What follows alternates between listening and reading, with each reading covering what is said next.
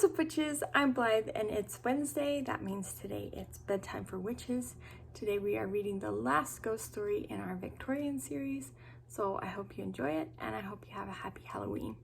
Today's story is called A Misfit Ghost. Every boy with a knowledge of adventurous literature, otherwise novels of action, knows of the phantom ship, the spook of the high seas.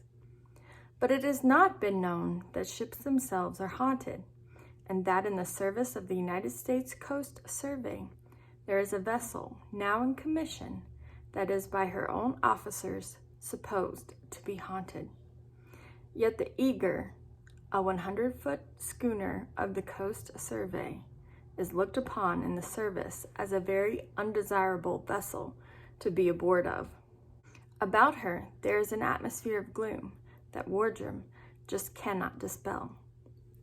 Duty on board her has been shunned as would be a pestilence, and stories have been told by officers who have cruised aboard her that are not good for timid people to hear. Officers have hesitated about telling these uncanny stories, but they have become sufficiently well known to make a billet to duty aboard the Eager unwelcome among the Coast Survey men. The Mohawk was launched June 10th, 1875 at Greenpoint, and she was then the longest sailing yacht afloat.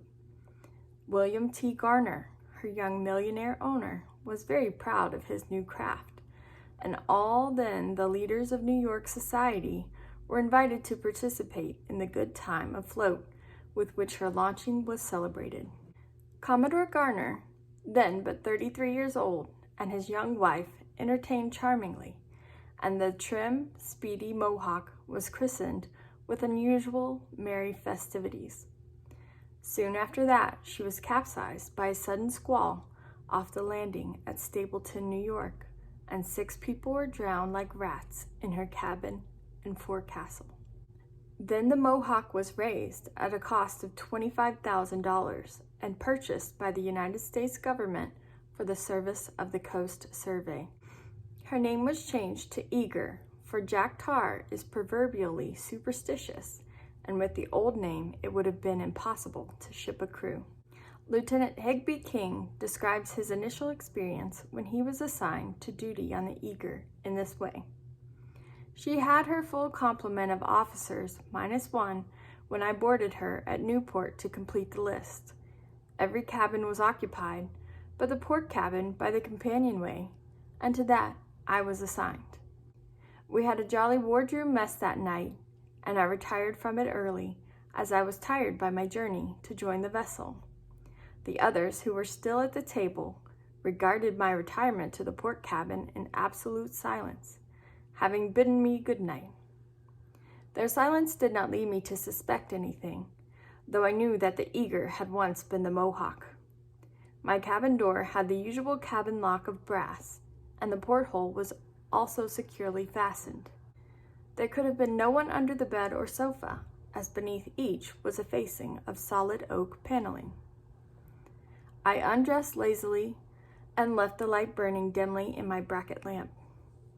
I tried conscientiously to go to sleep, for I don't know how long with my back turned to the light. The noise ceased in the wardroom after a time, and I knew the others had turned in, but I felt unaccountably nervous and restless. I turned over and faced the light, thoroughly wide awake, and there, in the single chair, sat an elderly man, seemingly wrapped in deep thought. He was dressed in a blue yachting reefer and had a long gray beard. His hands were clasped in his lap, and his eyes were downcast. His face was not pale and ghastly, as the faces of ghosts are popularly supposed to be, but ruddy and weather-beaten. I regarded him in sacred silence for I don't know how long, though it seems an hour when he, or it, or whatever it was, disappeared. During that time the ghost, and such I now believe it to have been, made not a motion, nor did it say anything. Presently I looked again, and it was gone. At breakfast, the others watched me critically as I took my seat. I had not intended to say anything about my experience, for I thought that I had seen some sort of hallucination and strongly suspected that I was verging on insanity. Lieutenant Irving asked me if I had slept well. I replied that I had. "Didn't you see anything?" he inquired. I then frankly admitted that I had and described my experience. Then I learned that each one of the 7 others present had tried the port cabin at one time or another, and each had seen the self-same apparition. It had acted in exactly the same way in each case, except in the case of Irving, who shot at it with his pistol, when it immediately disappeared. Some of the others had been led by the curiosity to inquire if anyone lost on the Mohawk resembled the figure, and found that none of the unfortunate ones at all fitted the description. It had been dubbed by them the Misfit ghost. The one experience was enough for me, and after that I, by courtesy, shared the cabin of another fellow. Lieutenant Irving and the others corroborate the story of Lieutenant King, and as additional evidence that the Eager is haunted, Lieutenant Irving describes a New Year's Eve experience of the Eager's officers that is, to say the least, novel in the way of supernatural manifestations. It was at mess. The first toast, sweethearts and wives, had been drunk, as it always is by Yankee sailors the world over on occasions of festivity. Everyone was feeling happy, or, as Thackeray has it, pleasant, when suddenly the sliding doors separating the wardroom from the companionway closed slowly with a loud, squeaking noise.